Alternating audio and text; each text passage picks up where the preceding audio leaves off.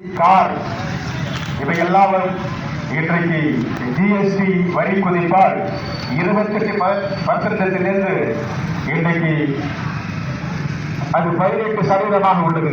இதனால் இன்றைக்கு ஒவ்வொரு வாகனம் வாங்கும் போதும் ஒரு 5000 ரூபாய் குறைந்துள்ளது.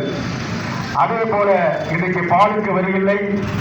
இன்றைக்கு ஷாம்பு, டூத்பேஸ்ட் போன்ற பொருட்கள் எல்லாம் இன்றைக்கு 5% மாறியுள்ளது.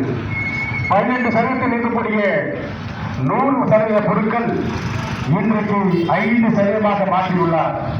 இதனால் பொதுமக்களுடைய சேமிப்பை இன்றைக்கு ஒவ்வொரு குடும்பத்திற்கும் 10,000 கிடைக்கக்கூடிய வகையிலே ஒரு அருமையான ஜிஎஸ்டி திட்டத்தை ஜிஎஸ்டி ரிஃபார்ம் என்று சொல்லக்கூடிய ஒரு அருமையான திட்டத்தை பாரத பிரதமர் நரேந்திர மோடி அவர்கள் இப்போது நம் இந்தியத்தில் மாற்றி கொடுத்திருக்கிறார்.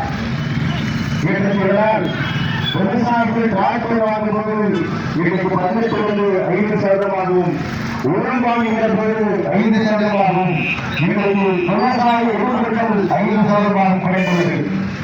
நமது பாரத பிரதமர் நரேந்திர மோடி அவர்கள் விவசாயிகளுடைய நலனுக்காக இன்றைக்கு ஆண்டுக்கு 6000 கொடுத்து உங்களுடைய உணவு பணி செய்யக்கூடியதை மிக எளிமையாக ஆக்கியுள்ளார்.